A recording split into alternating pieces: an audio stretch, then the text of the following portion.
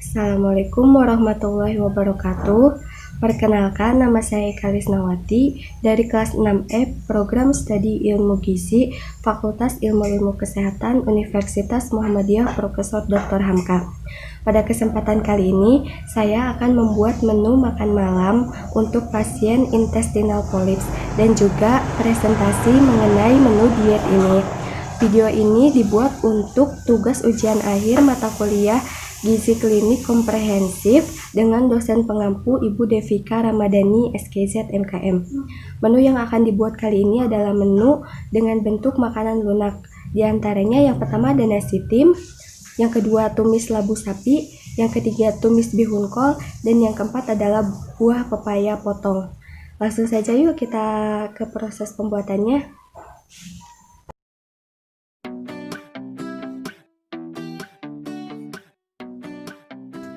Bahan yang digunakan untuk pembuatan nasi tim yaitu 100 gram nasi putih dan air. Yang kedua untuk tumis labu daging sapi yaitu 50 gram labu siam, 25 gram daging sapi, 5 gram minyak goreng, 1 siung bawang putih, 1 siung bawang merah, dan garam secukupnya. Selanjutnya untuk tumis bihun kol yaitu dibutuhkan 50 gram bihun, 25 gram kol, 5 gram minyak goreng, 1 siung bawang putih, 1 siung bawang merah, setengah sendok teh garam, 1 sendok makan kecap manis. Dan untuk buah pepaya potong dibutuhkan 100 gram pepaya. Alat yang dibutuhkan yang pertama wajan, kedua kukusan, terus talenan, pisau, wadah, dan piring saji. Sebelum masuk ke proses pembuatan, kita siapkan dulu semua bahan. Yang pertama, rendam terlebih dahulu bihun dalam air. Kedua, iris tipis bawang putih dan bawang merah. Yang ketiga, rebus daging sapi sampai matang, lalu potong kecil-kecil. Selain itu, kita siapkan juga labu siam yang diiris seperti korek api dan iris juga kol, tapi jangan terlalu tebal. Pertama adalah pembuatan nasi tim.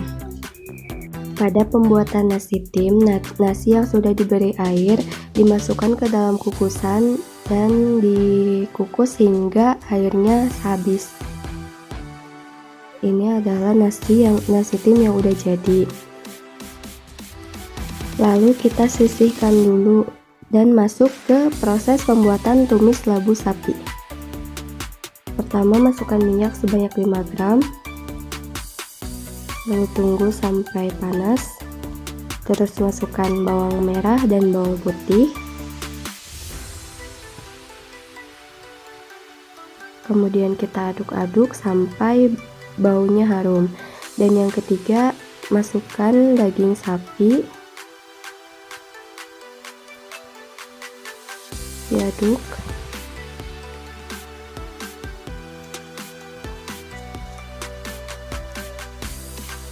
Aduk beberapa saat sampai warnanya mulai kecoklatan.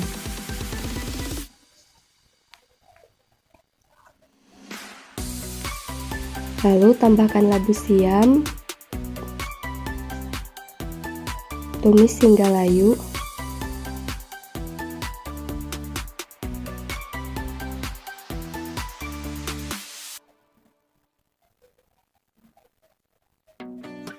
Tambahkan 1/4 air.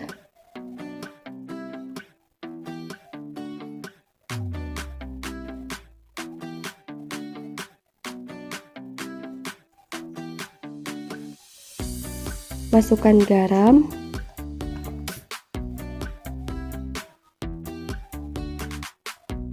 Aduk sampai tercampur merata.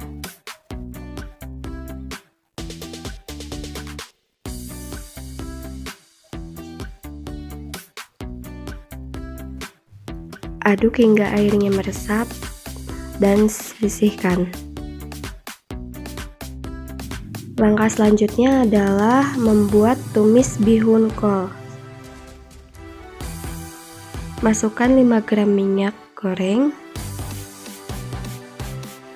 Tunggu hingga panas. Setelah panas, masukkan bawang merah dan bawang putihnya. Lalu ditumis hingga harum.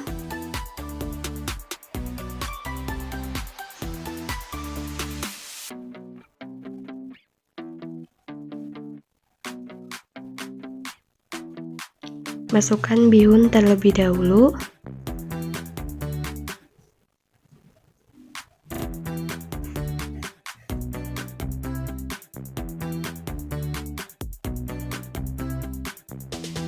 Supaya bihun tidak kering, kita bisa tambahkan sedikit air. Air yang digunakan di sini adalah 1/4 gelas belimbing.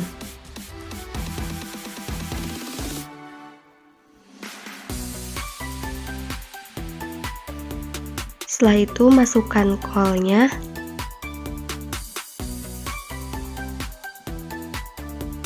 Ditumis kembali.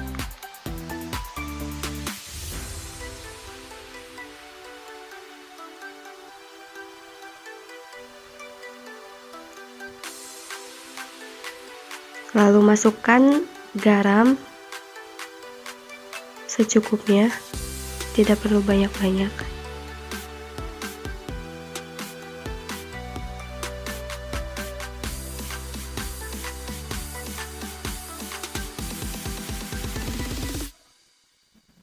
Masukkan juga kecap manis sesuai selera. Yang digunakan di sini adalah 1 sendok makan.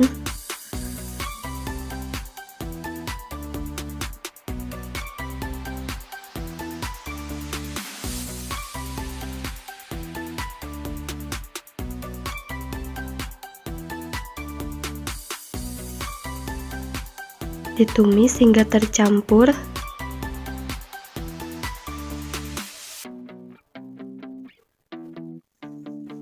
Setelah tercampur dengan baik, kita angkat dan sisihkan dulu. Yang terakhir adalah proses penyajian buah pepaya potong. Buah pepaya kita potong-potong sepanjang kurang lebih 2 cm.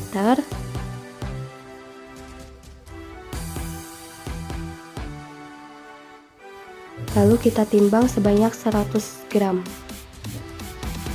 Setelah semua menu siap, kita sajikan menu tersebut di piring saji. Kita sajikan dulu nasinya, lalu tumis bihun kol,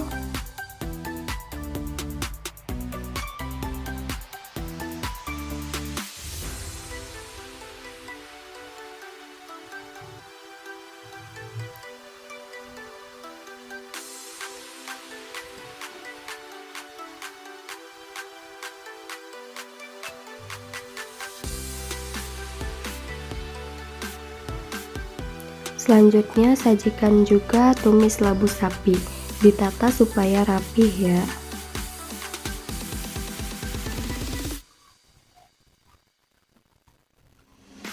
Lalu sajikan juga buah pepaya yang sudah dipotong tadi.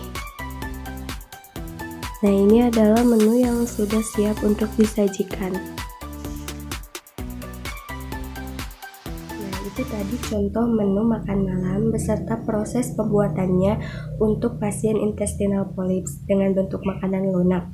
Seperti yang kita tahu, intestinal polyp adalah adanya suatu polips atau benjolan yang menonjol di permukaan usus besar yang terbentuk akibat proses pematangan, peradangan, dan struktur mukosa yang tidak normal.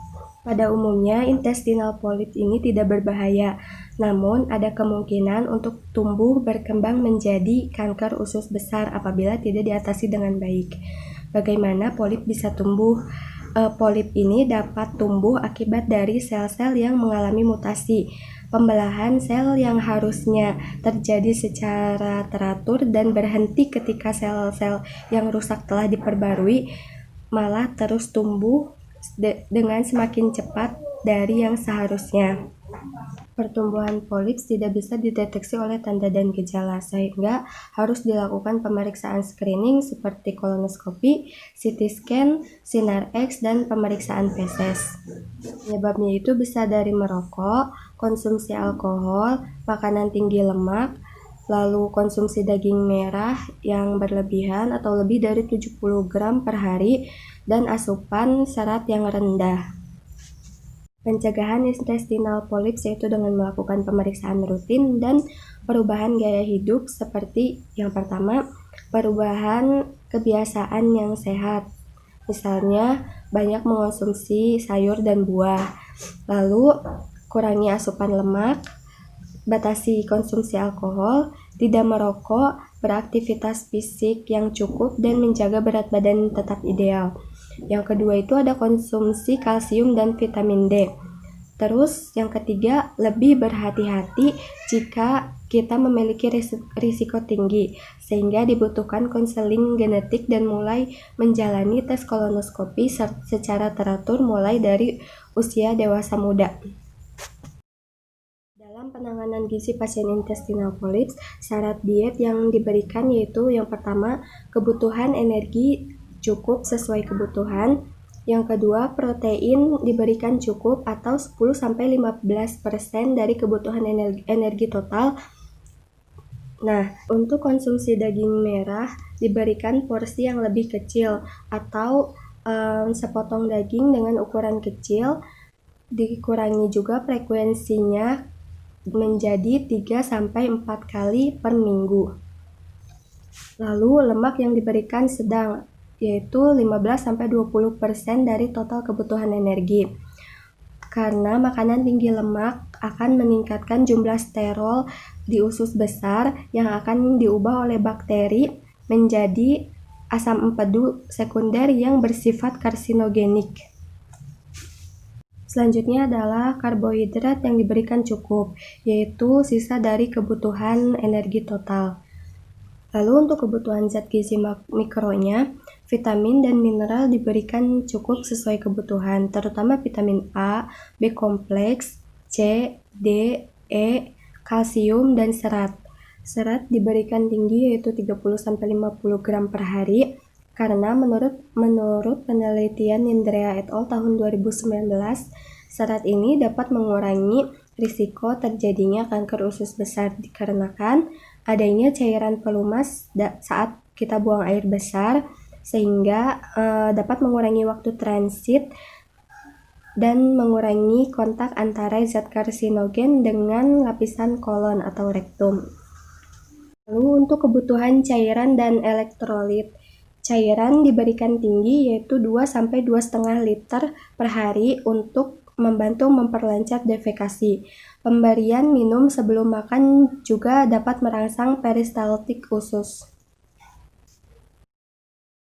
Untuk prinsip diet pasien intestinal polyps, tidak ditemukan sumber yang menyebutkan prinsip diet intestinal polyps. Namun, setelah ditinjau dari penyebab dan patofisiologi penyakit, diperoleh diet yang paling mendekati, yaitu diet penyakit kanker dan diet divertikular dengan prinsip zat gizi makro cukup dan tinggi serat.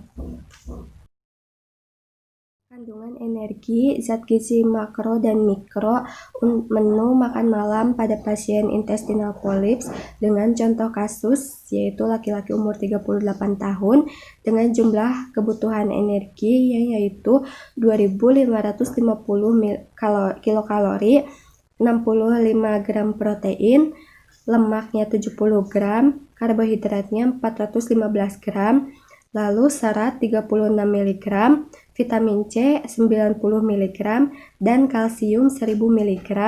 Dalam menu yang dibuat kali ini yaitu nasi tim, tumis labu sapi, tumis bihun kol, dan pepaya potong mengandung energi 492,4 kilokalori, protein 10,9 gram, lemak 13,22 gram, karbohidrat 83,45 gram, serat 2,9 mg, vitamin C 78,75 mg, dan kalsium sebanyak 88,75 mg. Menu yang dibuat telah memenuhi 20% kebutuhan pasien intestinal polyps tersebut. Menu tadi yang dibuat dipilih untuk menggambarkan menu yang sesuai untuk pasien intestinal polyps, terutama pada penggunaan dan konsumsi daging merah yang benar. Sekian proses pembuatan dan pemaparan tentang intestinal polyps dari saya. Kurang lebihnya saya mohon maaf. Wassalamualaikum warahmatullahi wabarakatuh.